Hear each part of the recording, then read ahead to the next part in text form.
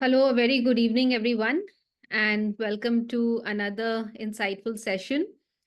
I'm Dr. Ruhi Agarwala, co-founder of Functional Medicine Clinic, and today's workshop is all about SIBO, small intestine bacterial overgrowth. Often, this condition is, misdiagnosed, and often there is a lack of clarity on understanding what's really contributing to SIBO. And at the same time, a lot of conditions are secondary to SIBO. So having a clear picture about what really is going on in the body, which is contributing to SIBO, and at the same time, a lot of systemic symptoms which come as a result of that. So in today's workshop, we will understand about all these different aspects.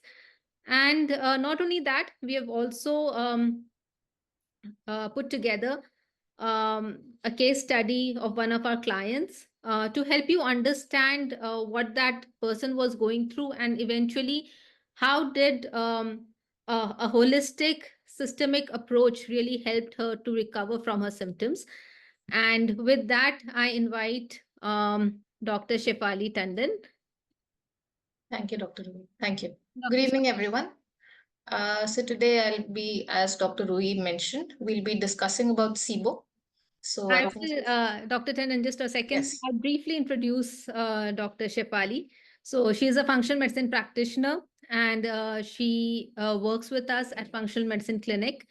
And over the past months, she has been working with various cases and has been able to help her clients recover from the chronic conditions that they have been struggling with. And she'll be presenting one of her cases today as well. Yeah, so over to you, Dr. Tandon. Thank you, Dr. Ruhi. Thank you. Just 1 second, please.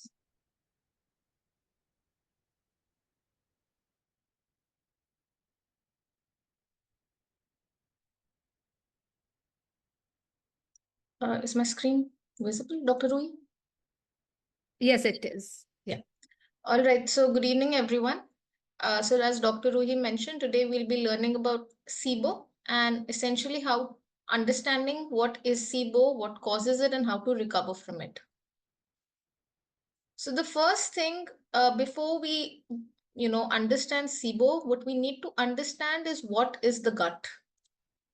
Now, number one is that our digestive system is essentially a network of organs that help digest and absorb nutrition from our food.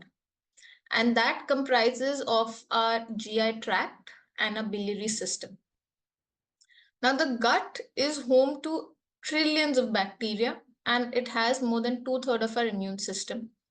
And on entry, what happens is that there is digestion and absorption of macro and micronutrients. And during exit is the primary waste disposal. Now, according to recent studies, what has been emerging as evidence is that the gut holds the key to our body's overall metabolic health, mental health, and neurological health. Now, what we need to understand is that our body has certain innate protective mechanisms. So what we'll be discussing over here is that how does the gut firstly protect itself? Now, we'll be talking about 4 to 5 major factors which help in gut protection. Now, number one is saliva. Now, what we need to understand is saliva is the body's first line of defense against any kind of infection. And it's composed almost around 90% of water, and it has some amount of antibacterial compounds as well.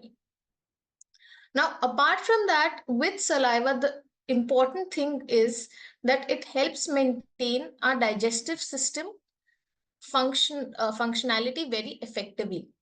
So essentially what it does is that because it has enzymes that help pre-digest the food we eat, it aids in digestion. So it's very, very important that we always chew our food very slowly, and we always focus on our food whenever we're eating it without any kind of distractions. Now, the second is stomach acid and bile.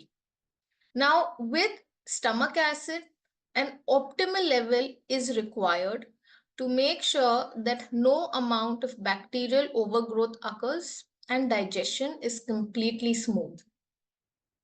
Now, bile, apart from helping in our digestive processes, bile is also antibacterial in nature. Now, the third is the immune system. So, as I mentioned, our gut houses at least 2/3 of our immune system. The fourth is known as an ileocecal valve. So, the function of that is essentially it prevents the bacteria from our large intestine to enter the small intestine. And number 5 is a migrating motor complex. So that is something which is known as the body's housekeeping mechanism. So before we dive into understanding how we might acquire any sort of bacterial overgrowth in the first place and how do we tackle it, we need to first understand what is SIBO, how does it occur? Now, normally what happens is that the majority of our microbiome lives in our large intestine. So, excuse me. So the large intestine is essentially at the very end of our digestive tract. Now, compared to the large intestine, the small intestine, which goes from the stomach to the starting of the large intestine, so that is relatively very sterile. It does not have a lot of microbial components. So as Dr. Ruhi mentioned, SIBO is nothing but bacterial overgrowth in a small intestine. And this occurs when there is a higher number of bacteria or any kind of fungus, which is more in the small intestine. So the colon migration occurs and they increase their number in the small intestine. Now, according to technical terms, what essentially happens is that the small intestine has, say, around 10 to the power 3 organisms. But in SIBO, what happens is that the organisms exceed at least 10 to the power 5 or 10 to the power 6 organisms compared to the measly 10 to the power 3. Now, depending on the bacterial overgrowth, they produce different gases. So they can be methane, they can be hydrogen, or can be hydrogen sulfide. Now, essentially what happens is that when the bacteria, which is present in the small intestine, it starts fermenting the food. So when it starts fermenting the food, that will cause bubble formation, that causes gas formation. So that is the start of all of the nasty symptoms that you might experience. So that can present in the form of abdominal pain. It can cause fatigue, bloating, nausea. It can also translate into any kind of micronutrient deficiencies. So vitamins such as A, D, E, K might be low. You might have joint pain. You might have rosacea. You might have eczema. So all of these start with SIBO. Now, when we talk about SIBO or when we talk about functional medicine as a whole, we look at particular root causes. So the first root cause for SIBO is poor diet or low stomach acid. Now, number 2 is our liver health, bile function.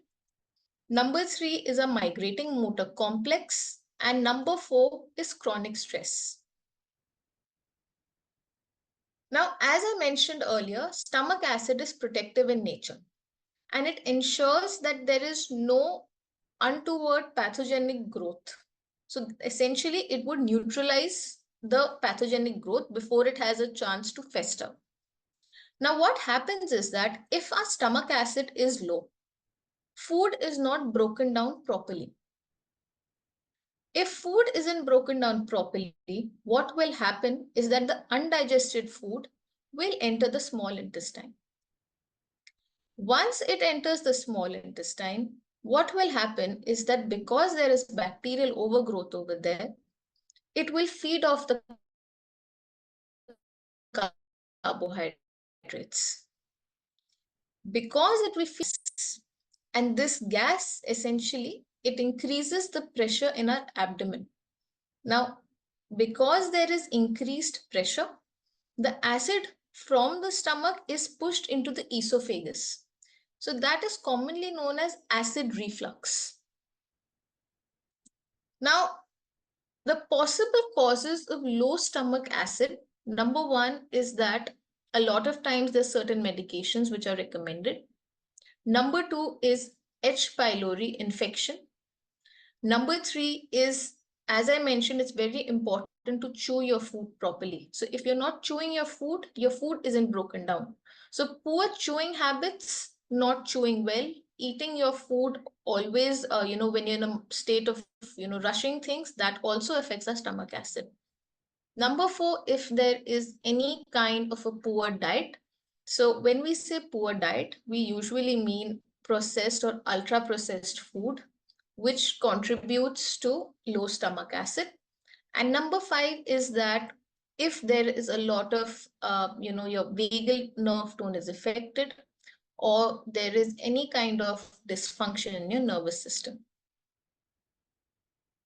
Now, the symptoms that are usually associated with low stomach acid. Now, one aspect is just experiencing gastrointestinal symptoms. So that is bloating, that's belching. You have a lot of gas formation, indigestion, constipation, diarrhea. What can also happen is that you can get cracked fingernails, any kind of food allergies or sensitivities, dandruff, autoimmunity being the biggest is that because if someone is having any kind of indigestion, the first thing that is recommended is a PPI. But the problem with PPI is that it further reduces the stomach acid. So the problem right now is that if already our stomach acid is low, and again if we give a drug to reduce it further, that allows for more bacterial overgrowth. So to conclude with stomach acid, low stomach acid is a key contributor in any kind of disease development. Now, the second root cause is our liver health, our bile function. Now, before we understand what is bile, we need to understand what is the biliary system. Now, the biliary system essentially includes our liver, it includes our gallbladder, and it includes our bile ducts. So they play a very important role in producing, in storing, and in secreting bile. Now, bile is nothing but a greenish yellow fluid which is produced by our liver and it is stored in the gallbladder. Now, when we eat food, what happens is that the bile is released from the gallbladder into the small intestine via the bile ducts.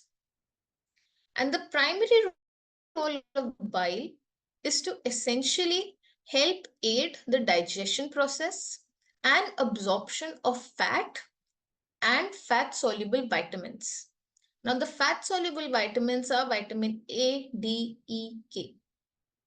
So, as I mentioned earlier, with SIBO, what we often see is that these micronutrients like A, D, E, K are often very less. So, this is how your liver function, your bile function is a very important root cause for SIBO. Now, number three is that bile also has an antibacterial action and it prevents bacterial overgrowth. So if our bile function, if our bile is too thick, if it's too sludgy, antibacterial action is impaired. If our antibacterial action is impaired, that would mean bacterial overgrowth is happening. Now, what are the signs that your gallbladder needs more attention? Number one is experiencing nausea. Number two, headache, bloating after meals, If there is any kind of heaviness or pain under your right rib cage with right shoulder pain, if there is any kind of constipation or diarrhea when you eat too much fat, if there are any kind of light or gray colored or greasy stools which are floating, and and the last one is that if you're not able to tolerate fats easily. Now, the third root cause, which I think all of us experience in our, hustling, bustling life, is chronic stress. Now, when we are under stress, our body produces less stomach acid. If less stomach acid is there, that would mean that the amount of bile secretion would reduce. That also means that enzyme production is less. So we've just learned that stomach acid and bile have an important role in making sure that SIBO does not occur. Another thing with stress is that stress also weakens the immune system. So if our immune system is weakened, which is housed again, almost 2/3 is housed in our gut. So if our immune system is weakened, what it would mean is that there can be an overgrowth of the bad bacteria. Now, if the bad bacteria overgrows where it's not supposed to, it causes symptoms. Another thing is that stress also interferes with our gut motility. So if it interferes with our motility, what will happen is that it slows down the movement of food and bacteria through the gut. Now, number 4 is migrating motor complex. So this is known as the housekeeping system or the gut cleansing system. And it is an important component of any healthy digestive tract. So it is usually defined as any kind of gastric motor activity, and this occurs only during fasting periods. So this moves from the stomach to the small intestine. Now, with the migrating motor complex, what it essentially does is that it helps sweep food into the large intestine. While doing that, it also makes sure that it also sweeps the small intestine clean of the bacteria throughout the day.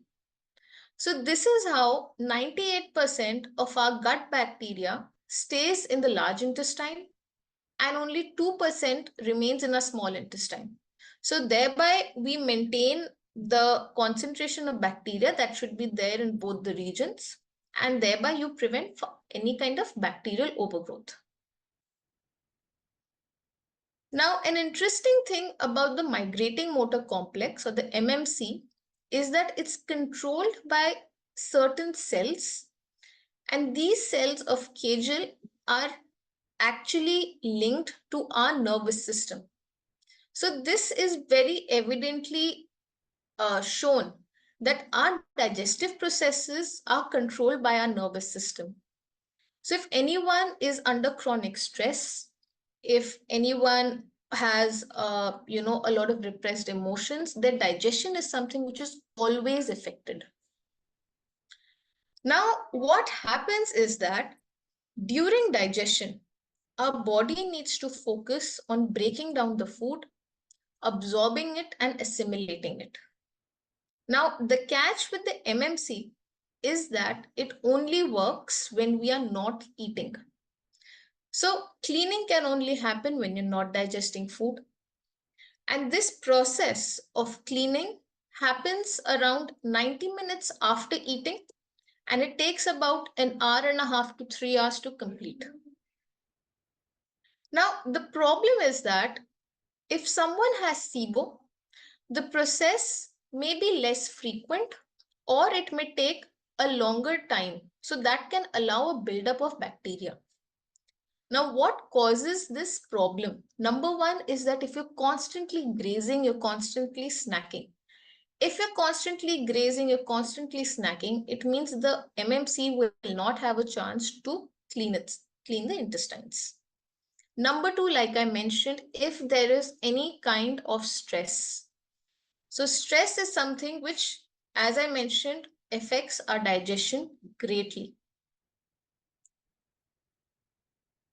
Now, to summarize the chain of reactions in SIBO, is that if our motility is slow, microbiome changes occur. When that occurs, stomach acid becomes low. That causes poor digestion of food. When there is poor digestion of food and stomach acid is low, enzyme production is less. Enzyme production is less, bacteria gets more concentrated in the small intestine, causing a lot of dysbiosis. So this causes an increase in food sensitivities, in nutrient absorption, overall inflammation. Now the question is, how do we treat SIBO? Now the first thing what we need to do is that, as I mentioned, we need to reset our diet. So a diet which is not rich in processed or ultra processed foods, working on our lifestyle, working on our foundational lifestyle, going to bed early, getting up early, focusing on our mindset, working on our stress levels, which is very important in day and age like this. Next is that we remove any sort of unwanted pathogens. Number three, what we do is that we will replace the needed enzymes and a stomach acid. Number four is that we will regenerate the damaged mucosa. So we start working on what has been damaged. So we want to regenerate it, we want to repair it. Now, number five is that while we're doing these things, we also need to make sure that we start working on the dysbiosis, which means that we need to reduce the bad bacteria. So for that, we introduce prebiotics and probiotics. Number six is that we reintroduce the certain foods which we have removed earlier. And number seven, and the most important, is that we make sure we retain our health. If we retain our gut health, our overall health will be perfectly fine. Now, this is a case study of our client. She's a 34-year-old female, and she reported to us with eczema, cystic acne, itchy private parts with hair fall. She also started developing a lot of digestive issues such as indigestion, constipation, bloating, gassiness, and also in the meantime, after about 6 years, she was diagnosed with high cholesterol, hypothyroidism, and she also had a lot of sleep issues with scanty periods, and also had a lot of recurrent UTIs over the years, over a span of 10 years. Now, an interesting thing with this particular client is that if you can see, these were the supplements that she was already on before coming to us. Now, if you can see, she was taking a lot of liver health supplements. She was taking a lot of digestive enzymes. She was taking probiotics. She was taking herbal antimicrobials. She was taking, enzymes which help digest fat, things which would help her sleep. Now, the problem is that despite her being on so many supplements, she did not feel better. And the biggest misconception is that ideally supplements should completely help, right? But the catch over here is that till we are not focusing on what is ailing at a cellular level, supplements can only do so much. So like I said, first we need to make sure we work on the foundationals. Only then can supplements help. Now, on her blood markers, what we saw was that her cholesterol was very high. She had a lot of micronutrient insufficiencies, and due to excessive supplementation, her B12 was off the roof. Now, based on the functional labs, what we saw was that her B complex vitamins were very low. She also had a lot of gut dysbiosis. Important antioxidants were missing. And also, her mitochondrial activity was very, very low, as you can see in this picture. Apart from that, we also conducted an HTMA test for her. So that told us about any kind of heavy metals that might be present. So what we saw was that her nickel was very high. And apart from that, metals like aluminium, cadmium, lead were in excess quantity. Now, the protocol that we gave her was essentially broken down into 5 to 6 broad categories. So the first was to make sure that we correct her diet and make sure that she's eating meals that help balance her blood sugar. So what we did was we removed simple carbohydrates from her diet and we removed processed gluten-free foods from her diet. And we made sure that she was only including whole grains, good quality protein, and healthy fat. Next, what we did was that we focused on her gut healing. So when we say we focused on her gut healing, what we did was we gave her the semi-elemental plan. We gave her enzymes to support her digestion and also gave her probiotics, which are the good guys. Next, what we did was work on insufficiencies in her body. Apart from that, while working on these foundationals, what we then started doing was that we work on eradicating the bad bugs. So that is why we did infection control. While doing all of these things, what we also did was make sure that while we support the body, we also need to make sure we support the mitochondrial function. So for that, we gave important antioxidants. And the last thing what we did was focusing on her stress levels because her stress levels were just off the charts. Now, the elemental diet is essentially recommended for 2 weeks. And what it does is that it starves the bacteria but feeds the person. So, what we do is that we essentially replace meals with an elemental formula. Now, an elemental formula is essentially powdered nutrients and they're already pre-digested. So if they're pre-digested, the body doesn't need to break them down that much and they're easily absorbed. And it also has a lot of amino acids, which are protein. It has fat in the form of oils. It has vitamins, minerals, and it has maltodextrin, which is a carbohydrate.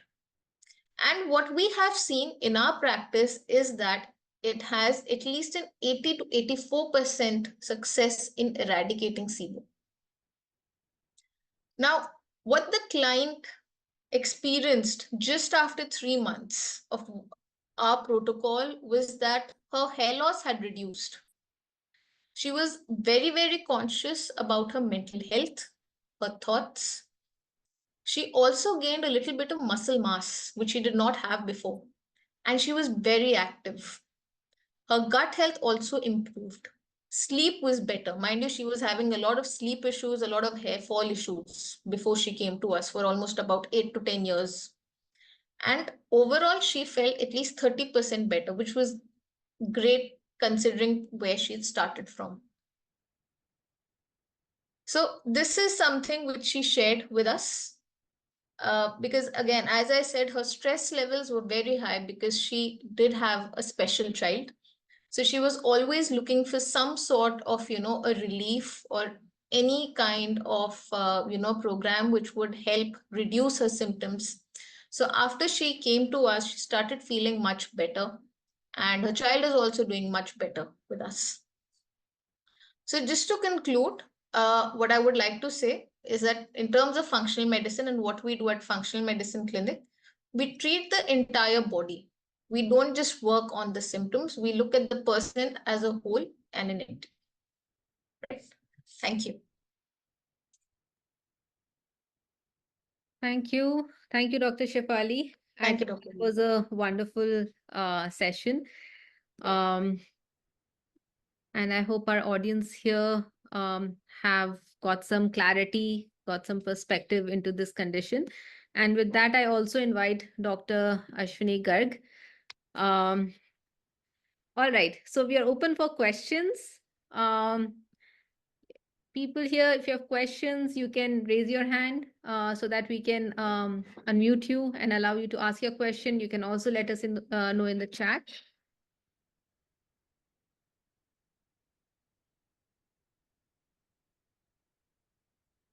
Okay, Madhuri, you can unmute yourself. Hi, myself Madhuri. So I'm a dietitian. I personally have endometriosis and fibroids. So I have the symptoms of IBS, and I'm still not aware that it is SIBO or just IBS. First question is, how do I know? How do I know the difference? Okay. So typically we can diagnose SIBO most on the clinical symptoms. Let's say after meal, you get bloated. Okay. You feel full after a small meal. That could be SIBO. A lot of gas formation could be SIBO, right? And a lot of time IBS is also driven by SIBO. Okay. IBS is again more of a alternate diarrhea, constipation is IBS, but the root cause behind that is the infections largely situated in the small intestine. So you Okay. can easily conclude that the long-standing SIBO will be there most likely. Okay. So I started treating on my own experience, sir. I have tried low FODMAP. It worked. It reduced my bloating, and I was doing well. And slowly, I started introducing.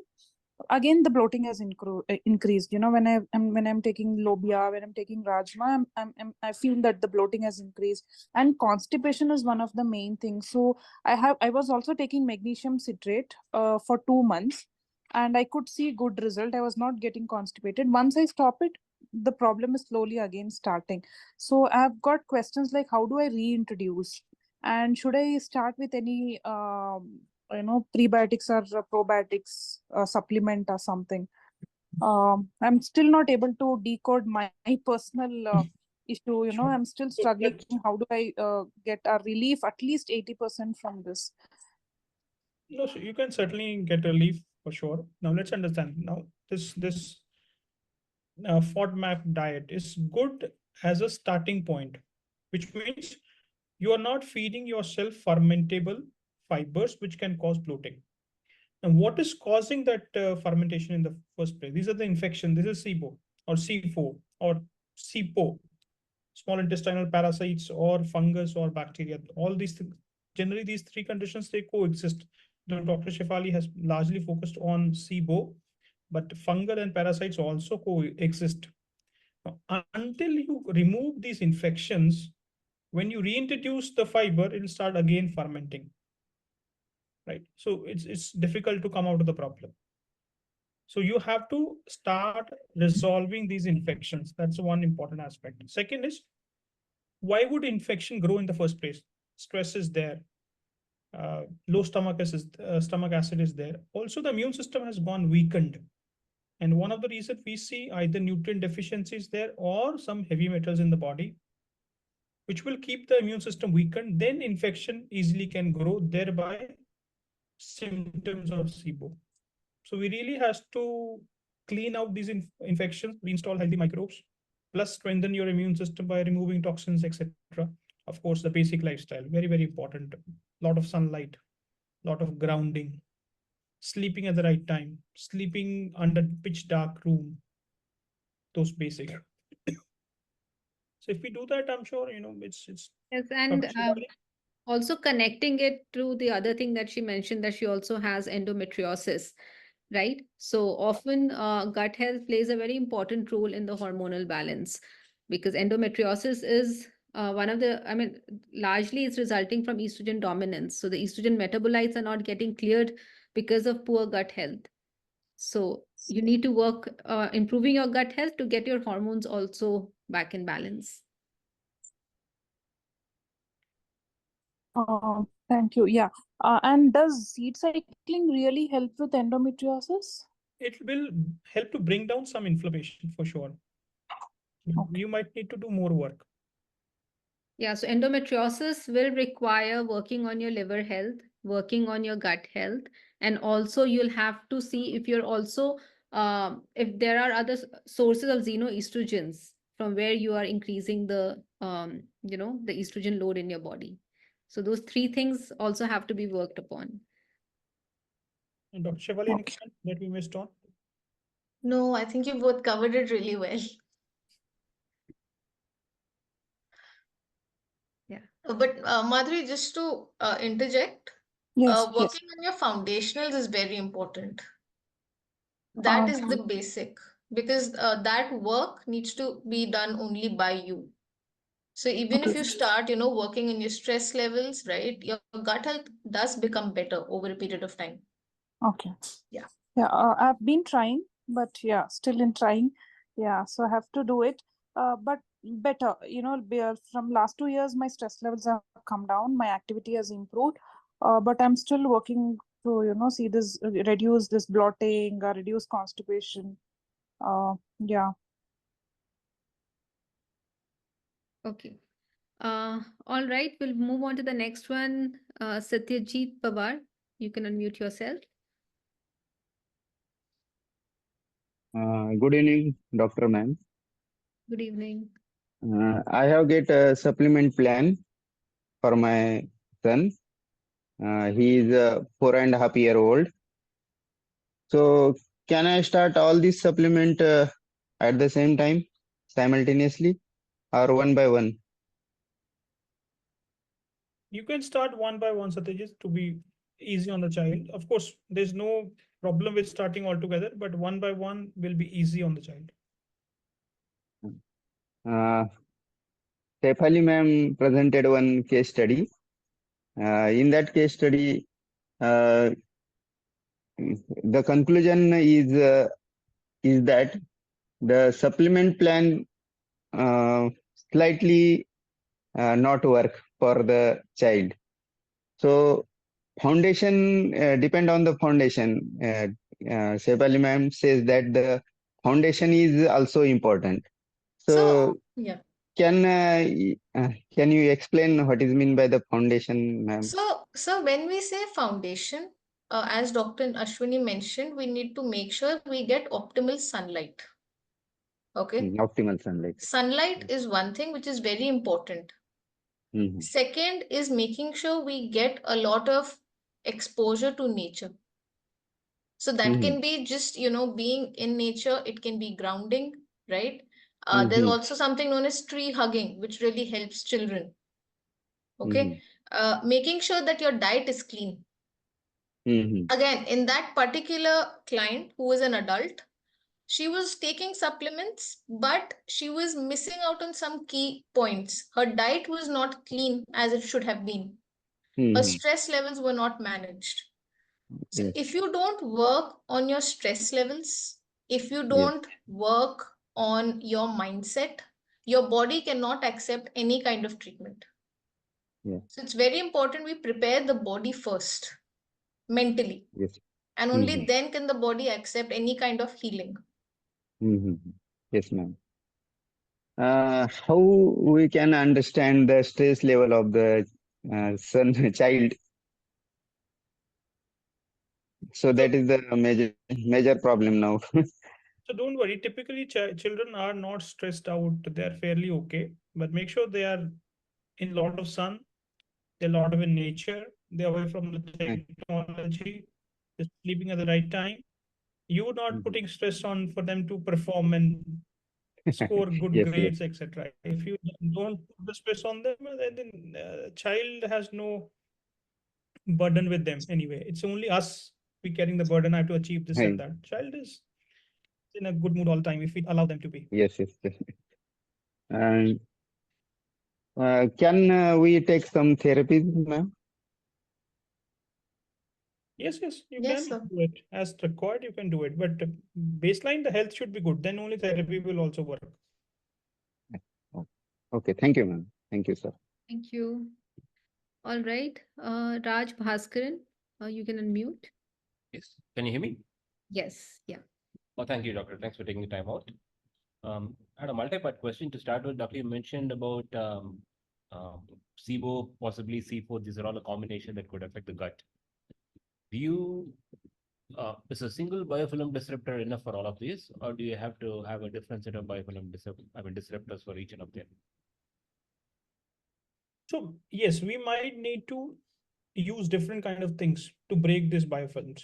But then there's no way that we can decide whether in bacterial we use something else or fungal we use something else. Depending on the clinical outcome, if the starting phase is enough, then it's good. If it's still not working, we go enzymes.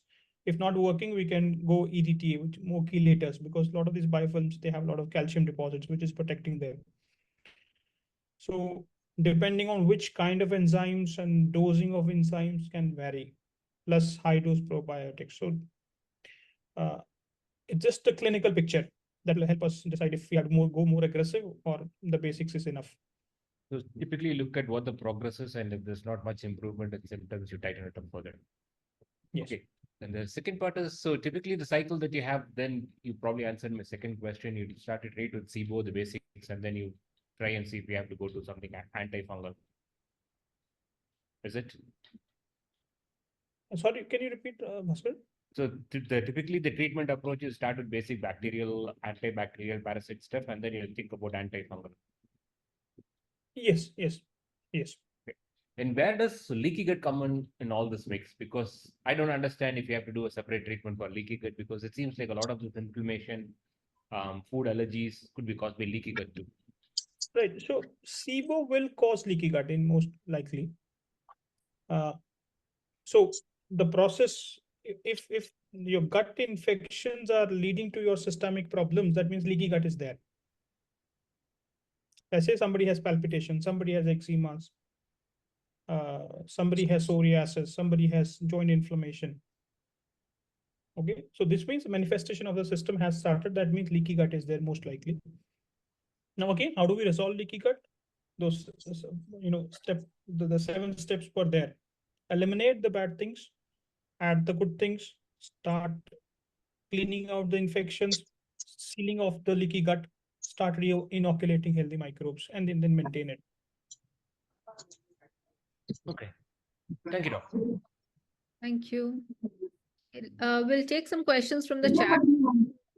Let me.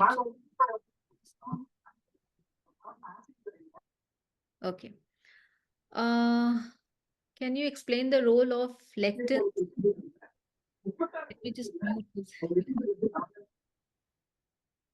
All right. Can you explain the role of lectins, the role lectins play in SIBO? So Shivani, lectins, it's an anti-nutrient. So it will interfere with the absorption of nutrients in the digestive tract, right? And of course, nutrients are important for the entire integrity of the digestive system as well. So that's why it's strongly recommended that if you're taking any grains, you're taking pulses, lentils, anything, seeds, all those should be soaked well before consumption. And Dr. Ashwani, Shefaly, you want to add anything there?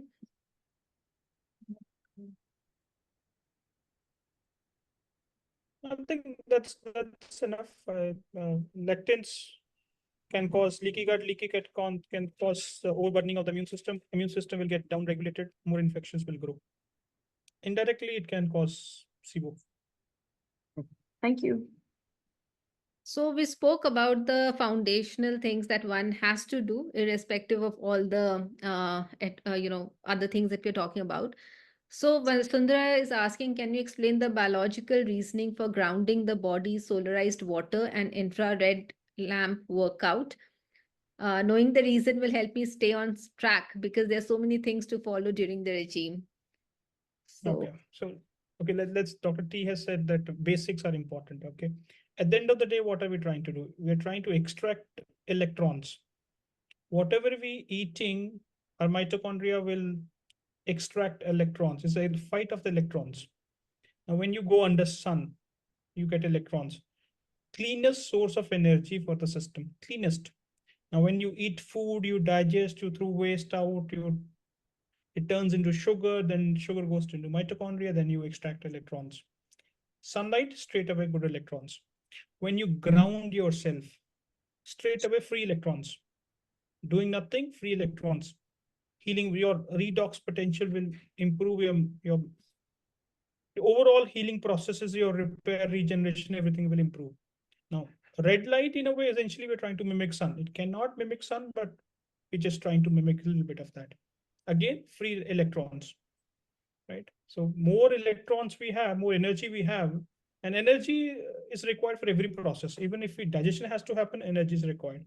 Brain has to function, energy is required. Body has to repair, energy is required. So those three basic things are the free energy sources for the body, human system. Just to give an example to stress on this free electron part, they say 2/3 of the human energy can come from sunlight and grounding. Only 1/3 is required from the food. Okay, just to how does it manifest in reality? Look at the street dog. Poor guys hardly get to eat. Hardly get to eat.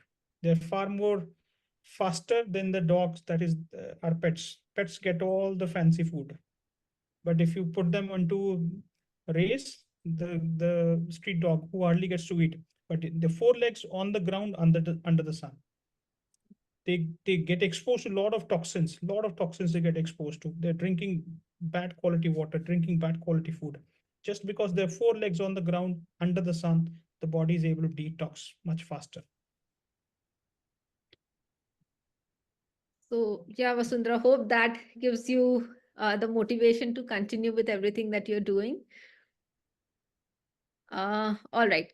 Priya Singh, you can unmute yourself.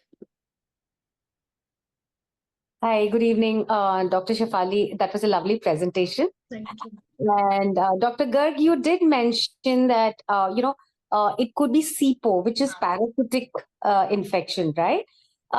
I need some assistance in understanding that, look, I am all of 57, but I still have, I suffer from pinworms this age, and it's as frequent as, I can go through the conventional medication of albendazole 2 doses, and within a month's time I can again be itching all over, wanting the thing. So my guess is that I have something which is really chronic as far as parasites are concerned, right? So what is the approach to that? How do you get rid of that?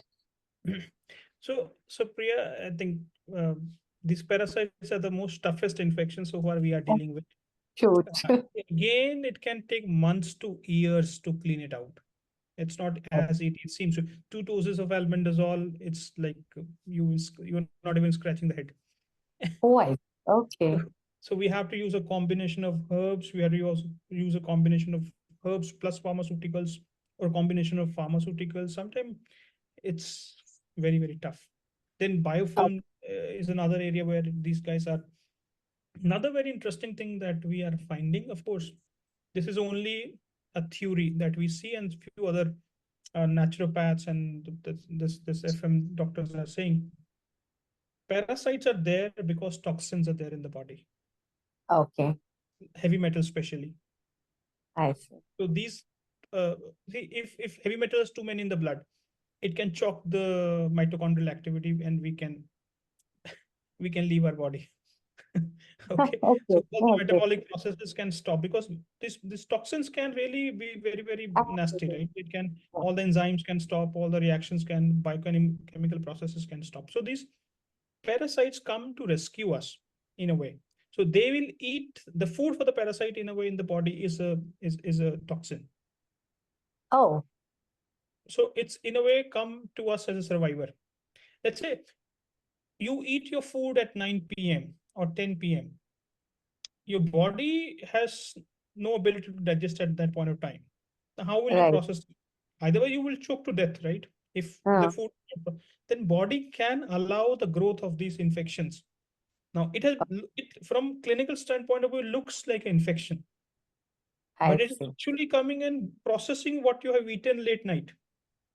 When your digestion system, see, our digestion is linked to the sun. When sun is up, my stomach fire is there. When sun is down, fire is not there, but we're still eating. What will happen with the food that we has eaten? Then this so-called infections, which is sort of we calling it infection, but actually they're coming to help us in a way. So we have to do much more work if we are sort of living it for a long period of time. Okay. And I notice, I mean, now that you said it, I notice that I sort of go in and out of iron deficiency, get anemic. Yeah. So my guess is this is linked to the pinworms. So Parasites are feeding. yeah. Okay. So our experience with this is we have been working with a lot of children with a lot of parasites. And autism is actually largely driven by parasitic infection, and we see um, as we start cleaning out these parasites, iron, Okay. ferritin, we start going without any intervention. We stopped giving any iron supplement to anybody until unless the HB is less than 8 and somebody is feeling symptoms of anemia. We don't Okay. supplement any iron. And Okay. without supplementing iron, as we eliminate the parasites, it start going up. So it's a Okay. body's protective mechanism to keep iron ferritin low. It does not want to feed to the parasites. Bacteria. Okay. And so, I mean, kids, I understand, but with adults, overgrown adult that I am, how long will a cleansing, what should I say, period be to get rid of the parasites? That depends on the load, how much Oh, that we're all talking about. 6 months, 9 months, 1 year, let's say. But as you do it for 3 months, you feel better. You do it for right. 6 months, you far more better, far more better. Right. You keep getting better. Okay. That's like, thank you so very much, all three of you. This was like a great explanation to what I've been searching for a very long time. Thank you. So we'll take a question from the chat. Why do we burp and bloat after 2 to 3 hours of eating? Dr. Tandon, you want to take that? So as I mentioned, if your stomach acid is low, if your enzymes are low, food isn't broken down. If food isn't broken down, the bacteria which is there in your body will break that food down for you. When it will do that, it will cause gas formation. Now that gas has to go somewhere. Either in some cases it can cause flatulence, or in some cases it can cause burping. So again, like I mentioned, first thing is make sure you chew your food properly. Eat without any kind of distractions. You should not be eating your food in front of a screen. You should be very present, very mindful of the way you're always eating. Right, because that's the only part of the entire digestive system that's under our control. The rest we don't. So that's the best we can do for the digestive system. And of course, if someone is burping and bloating, so these basics have to be right. And then, of course, you can take digestive enzymes. If the stomach acid is very low, you can also support the body for some time with betaine HCl to help kind of to recover. All right. Arnab, you can unmute yourself. Yeah. SIBO presentation I have seen. And one question to Dr. Shefaly is in the case study, you have mentioned that the person was taking some non-nutritious gluten-free food. Can you throw some light on, even though people were on gluten-free, what was the wrong thing in that diet? So when we say, so what she was taking, one thing was that she was not based in India, she was based outside. That's one thing. So getting a lot of clean food was an issue for her. So what she was usually eating were a lot of wraps. Okay. Right? So when someone is eating something which is already processed, which has a lot of preservatives, that really impacts our gut health. On the other hand, when we did switch her to a whole grain diet, right? Whole grain, it was relatively, plant-based as well. But when we changed the diversity of her food, that really made sure that her gut started feeling better. So when you say whole grain, means you also included soya and wheat in it? So we eliminated that. for the first 3 months. Okay. We eliminated that because she again, so a key factor, which has to be discussed with in this particular client's case is that she was already on a gluten-free, casein-free, sugar-free diet since the past 15 months, Okay. but she did not feel better. Okay. Got it. So that is the thing. And So one white small, rice is gluten free, but is as bad as White gluten. rice is as bad as sugar. yeah. And one question to you, Dr. Ashwini, is from our research, what we have found that albendazole has a lot of heart-related side effects as compared to ivermectin. And from my personal understanding and experience, I think ivermectin is a much more safer option because of 40 billion doses of already have been done. So my question to you is, do you think that when the SIBO is diagnosed at the initial stage, should a person be given some course of ivermectin, irrespective that ivermectin only attacks the parasite, but I think it also attacks other microbes also, maybe selectively? What's your experience says on this? Right. So see, any drug or any intervention will come with some positives and negatives. Now, the amount, so for example, when we work with parasitic infections, these are heavy load of parasites. Yeah. So probably we have to use all kind of tools with a safety net. Mm-hmm. Yes. If we haven't used lot of ivermectin only in our practice, we typically use it with albendazole. But I think your theory or your way of thinking is absolutely okay. If anybody comes with SIBO, and typically they will have other infections also, SIBO is one part of the problem. And starting them with ivermectin could be a good idea. I think we should look into it, and we should take your suggestion and probably get the more data around it. Yeah, actually, during the COVID-19, I wrote some articles which was taken down by the algorithms.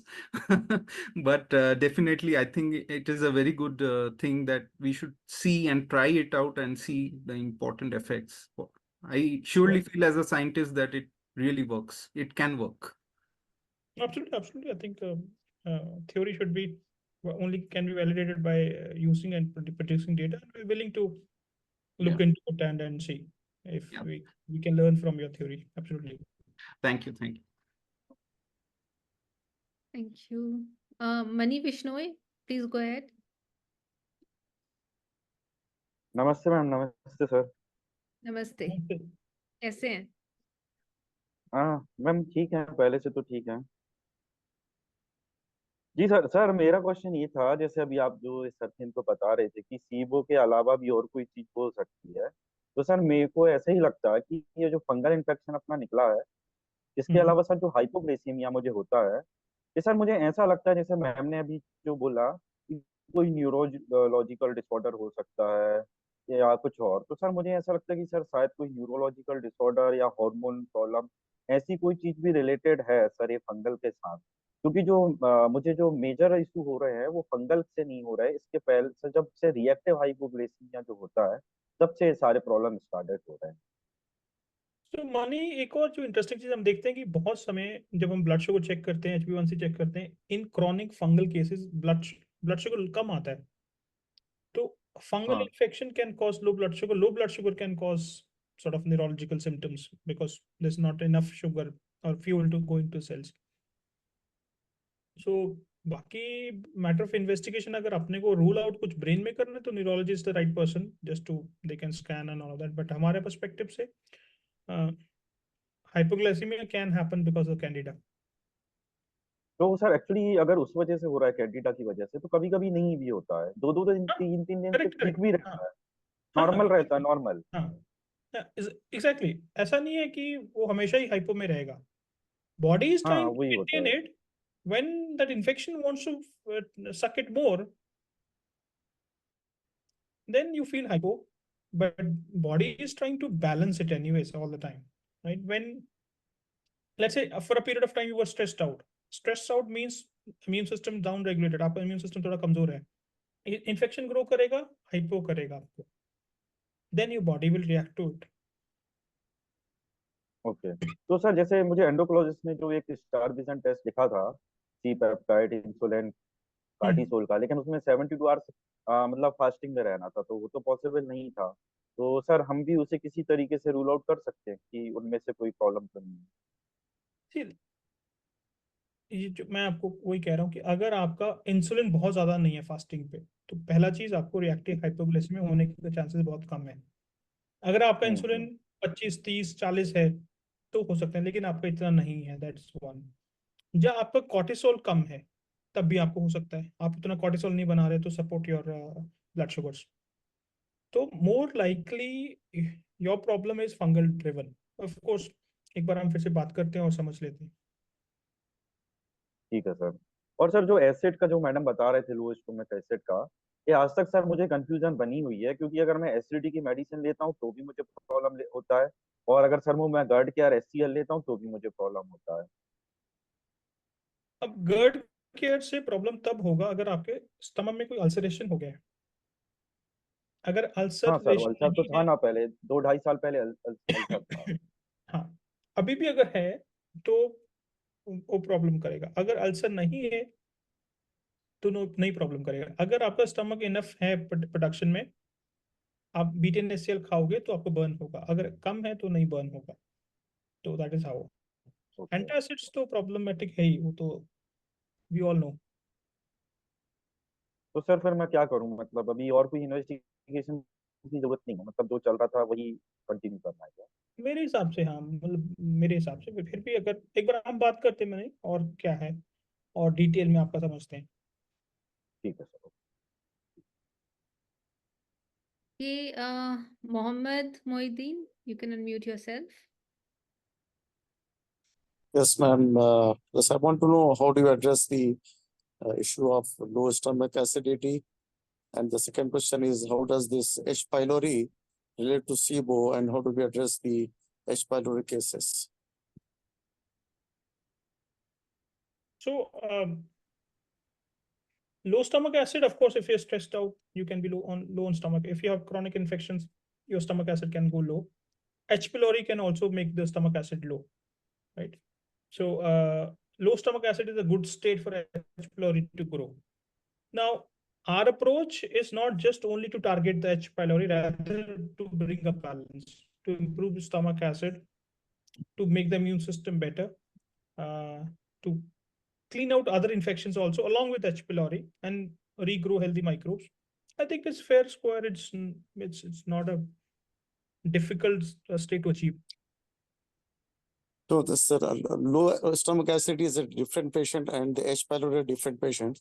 It's not the same patient having these two symptoms. But my question is this low stomach acidity, how do we address, how do we improve that? Can we take apple cider vinegar to supplement this low stomach acidity? So apple cider vinegar, Dr. Shinde, what? Yeah. Please. So with apple cider vinegar, it does help temporarily, but if you do have a lot of yeast or fungal overgrowth, it can actually, counter benefit. That's one thing, right? Second thing is, Dr. Ruhi mentioned we need to make sure that we're supplementing and helping the stomach acid, because we cannot be on these things lifelong. First, we need to understand why has it happened. So as I mentioned, there are a lot of causes for that, right? Stress is one thing. If you've been on any kind of prolonged medication, that's another thing. Low stomach acid and H. pylori overgrowth, they're interchangeable. If stomach acid has become very low, H. pylori, which should be there in trace amounts, has a chance to overgrow. So that No, would cause H. pylori infection. the two different patients, low stomach acid another patient, and the H. pylori is another patient. The two different cases. Yeah. Just I want to know, so how do we, if we take apple cider vinegar in a long term, will it help, or how do we address it? How do we supplement the low stomach acid? So, Moidin, now apple cider vinegar can be useful, but then because if someone has had low stomach acid, there are high chances that there is dysbiosis, there is fungal overgrowth. In that case, it will not be a good idea to take apple cider because it's a fermented product. How do we rule out that there is no fungal overgrowth? You can get a test done. You can get an organic acid test done. And if you're in India, you can get a NutriFit test done. Mm-hmm. That will, Which parameters will show that in this test? Which parameters should we watch on? there are metabolites in the test that you can see. I see. And for H. pylori case, what do we do? So for the H. pylori case, you are saying this person has is H. pylori positive, right? What are the other symptoms of this patient? That patient was H. pylori positive long time ago, but now the patient has got no symptoms of the H. pylori. It was eliminated. The infection was eliminated, but still the patient has got some issues, digestive issues. Yeah. So then the gut healing has to be done, right? The dysbiosis has to be addressed. The person may need digestive enzymes, certain probiotics, etc., for a certain period of time. See, again, we have to look at the body as a whole, right? Just Right. one supplement will not help this person. Yeah.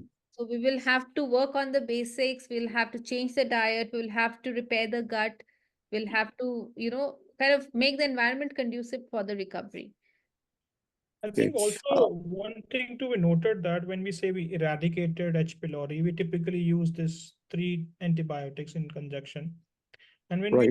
we take these antibiotics, you might be able to kill only one single bacteria probably, but that allows a lot of fungal infections to grow. Okay, you kill bacterial microbes, but you allow more fungal infections to grow because antibiotic will cause yeast and fungal overgrowth, and the symptoms will be worse. So you cannot just do one kind of a job. You have to do a complete cleaning job, and you have to deploy right kind of ammunition. You kill one thing, but you destroy another thing. It's not a good idea, right? So when you kill something, you do it safely, so that health will prevail. Yeah, talking about in general health and improving our complete body health. How does this extended prolonged fasting would help in this one? That as we know that prolonged fasting, like 48 hours, 72 hours water fast, will boost your immune system, and it will take your human growth hormone to 500%. So how does it relate in SIBO and this addressing these issues? So definitely, fasting is a good tool. When you don't eat, you don't feed yourself, you don't feed these infections, infection will start coming down. When you don't eat, mitochondria will be able to cleanse itself. Autophagy will happen, which means all the less working cells or cells which are not optimally performing, they will come out of the body, right? So it's Low performance cells. Sorry, sir. Low performance cells, you mean? Low performing cells? Yes. Then you allow yourself to repair faster. You have unhealthy cells, but then it's also important that you should have enough nourishment to sustain during that period. Let's say you already low on proteins, you're stressed out, you go on fast. It can play against you also, because your gut needs that gut lining. If you fast too long when you don't have nourishment, your body can eat away the lining also, right? So yes, in general it's a good step, but then it has to be evaluated for every individual whether it's a right step for that person. But otherwise, absolutely yes. My approach is that, see, we put the patients to ketogenic diet where their body is adapted with ketone bodies, and bodies healthy cells, they are being nourished by ketone bodies, and it's when it is a lack of food intake, it can take our body fat and convert to triglycerides and ketone bodies, and there our healthy cells are fed upon on the ketone bodies with ketogenic diet. And just I want to club this ketogenic diet along with extended fasting. And my experience is that some of my patients, they have got get rid of psoriasis, and one of the patients, she was not able to conceive for 6 years. And as soon as I put her in the extended fast, 120 hours, 5 days, water fast only, and the next month she conceived. So this is the approach that I am taking to my patient for my patients, clubbing, putting this ketogenic diet and plus extended fast to put together. How do you see that? No, absolutely good, sir. I think, see, for example, psoriasis case. Psoriasis is largely a fungal infection. When you don't feed carbs, you are on a healthy ketogenic diet, you don't essentially feed the carb. When you don't feed the carb, fungal infection will come down, psoriasis will come down. Now, when you give ketones are much more cleaner fuel to the mitochondria. And then Right. it's good. Only thing that I would suggest that when we are on a ketogenic diet means 90% of the, or 80 to 90% of the meal is fat. You do it in a cyclic way. You do it for, let's say, 2 weeks, then you come to normal. Otherwise, a person can develop other deficiencies because largely it's a fat diet, which is good because it feeds enough fat to replace healthier membranes. All the membranes in the mitochondria in the cell will be replaced with healthier membranes, which is fantastic. But then we also look at the deficiency side of it. And when we are on a ketogenic diet, typically, again, it is a meat diet, heavy diet. Body should be able to digest that. Now, if somebody digestion is gone, it's tough for them, then we go slow. If they can handle, they can digest without much of a problem, then fantastic, sir. What you're doing is fantastic. Yeah, I'm taking patients to slowly say keto adaptation, when they say within a week or 2 or 3, once their body is completely adapted with the ketogenic diet, then I suggest them go for prolonged fasting, and we were taking the symptoms from the ketogenic, how their body is adapting for this one. And my another question is that it is being anemic or low on hemoglobin, can it be a hereditary issue, or it can be just individual to individual?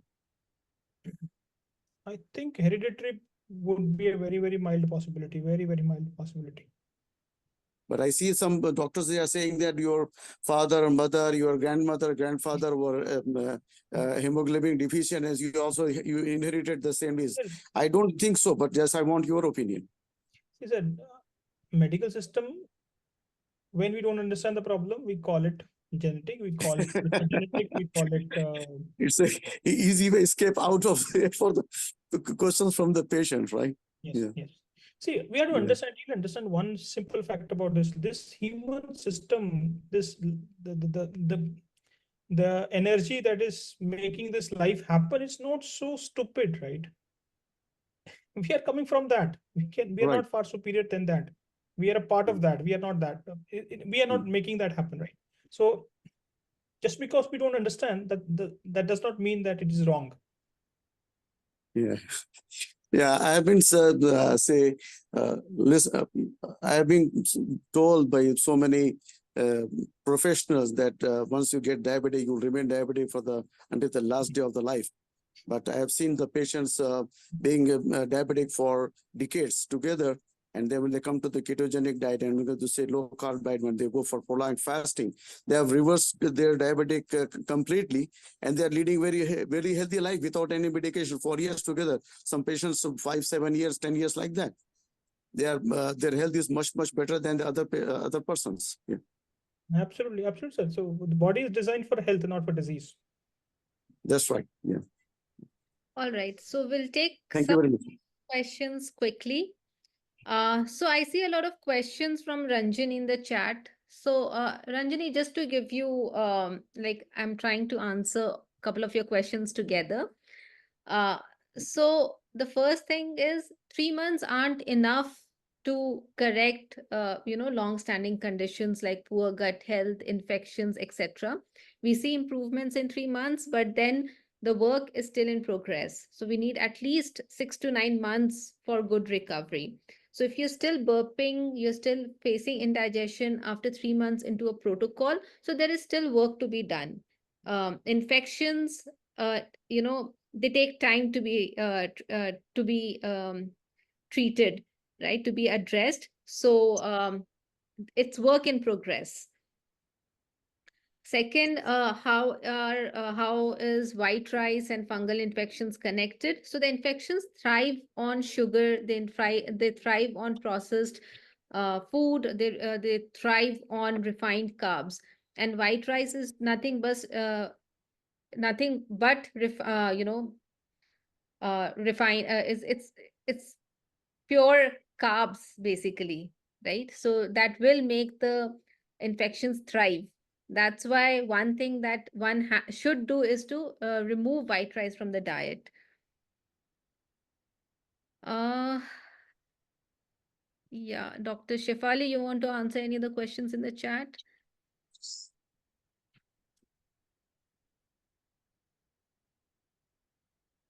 I think we can take the last one.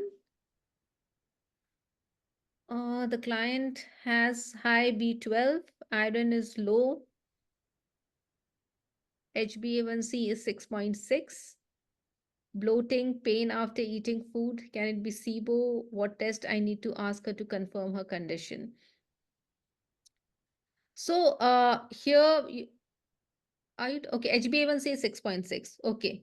So one thing you can definitely do is an organic acid test. And if the client is in India, you can get, Nutrifit is an organic acid test that can be done in India. So that will give you some gut health markers. And also you can look at the utilization of the B vitamins. Second, the blood work will also give you some idea. The complete the CBC will give you some idea about the infections.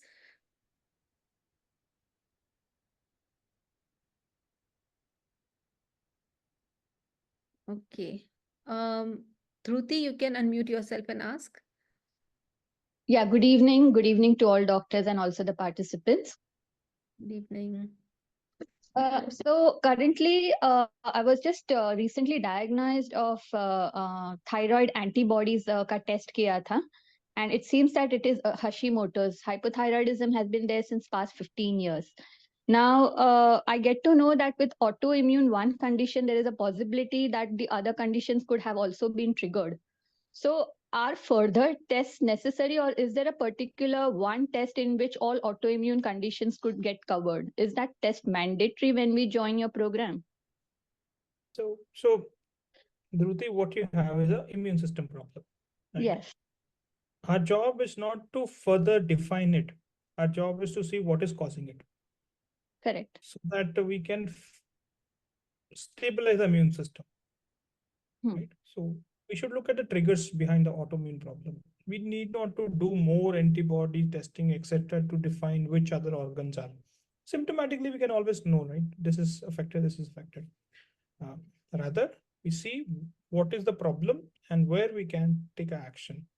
And that should be enough. Dr. T, any thoughts on that? And Ruti, yeah, yes, sorry, yes, please yes. continue. No, sorry. I did not know you were coming in. Sorry. No. So as I was saying, working on autoimmunity means you need to really focus on your gut health. Correct. If your gut is okay, like I said, immune system is majorly there in the gut. So if your gut is okay, that would mean your immune system is fine. Your immune system is not, hyperactive. It's not producing any antibodies. Mhm. Yeah.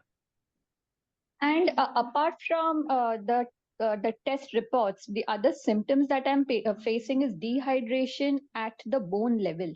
When you talk about my spine or my rib cage, I find it to be dehydrated at that level, and I've, of course, lost a lot of weight as well, because I don't think I'm, kind of digesting the food that I'm eating, however simple the food may be.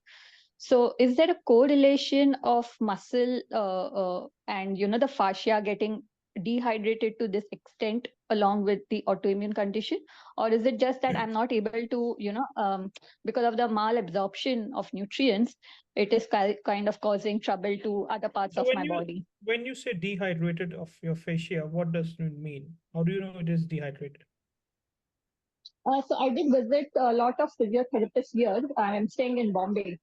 And one of the fascia specialists kind of mentioned that, when the fascia kind of gets tightened, or, it becomes a coil. And that's how, it has gone down to the bone level. Possibly it's an inflammation, then some level of fibrosis. If inflammation stays for a very, very long time, its fibrosis starts setting in. I would not call it probably dehydration, rather inflammation driven response of the body. Yes, if you don't get enough sunlight, cells can get dehydrated. If you don't have enough salt or water intake, body can get Right. dehydrated, cells can get dehydrated. But can dehydration cause autoimmunity? Yes. But will Oh, okay. autoimmunity lead to dehydration? I'm not aware. But Okay. maybe what it's just a simplistic view of explanation to help you understand that. Probably it's some, technical something else is happening there.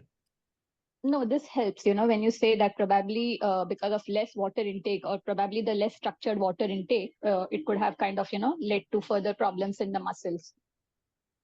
So when you say solarized water, how do you have that in these 3 months of monsoon? Okay, no, fine. If you don't have sunlight in the monsoon, then there are other ways.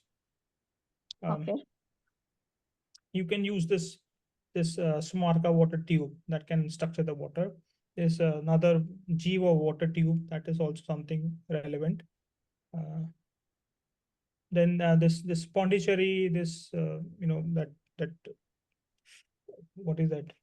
In Pondicherry, this organization is there. No, they are producing certain water filters. They play certain mantras in the water filter that can structure the water.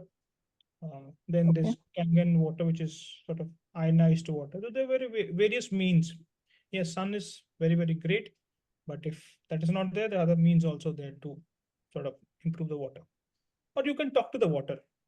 Yeah, I was about to come to that. So basically, I definitely talk to the water. I charge it myself, and then I kind of drink it. I charge it with a lot of positive affirmations and how it is kind of already helping my body to heal.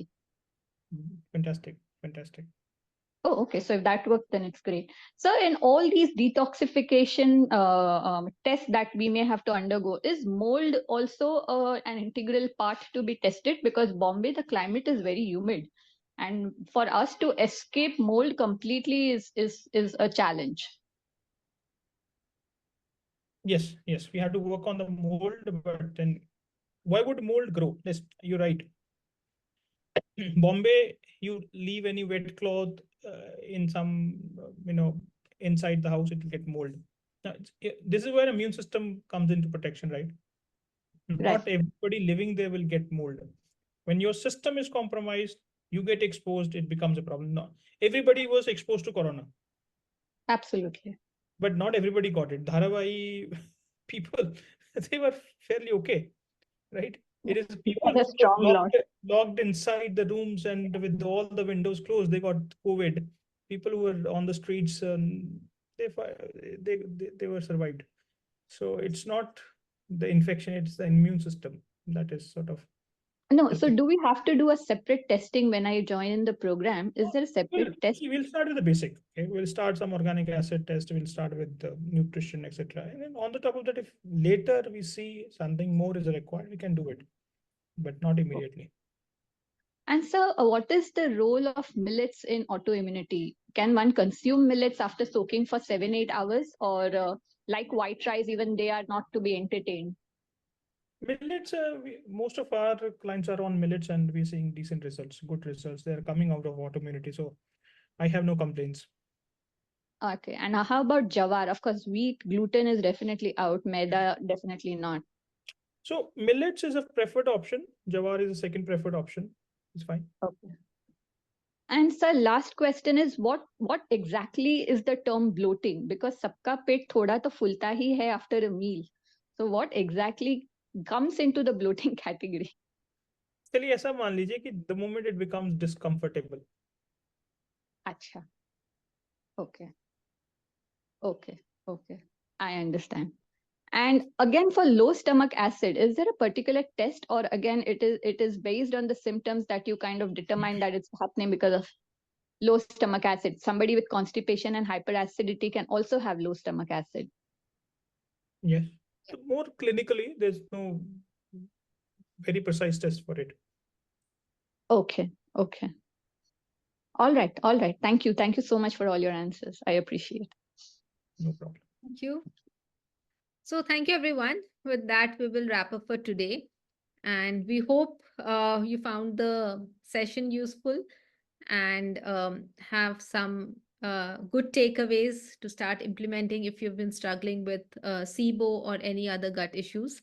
So we will be having our next workshop on lupus, and we will be planning it somewhere around the end of this month. So do join our community to stay informed about our upcoming workshops. And yeah, thank you. Thank you, all of you. Thank you, Dr. T. Thank you, Dr. Ashwani. Thank you, Dr. Ruhi. Thank you. Bye-bye. Bye.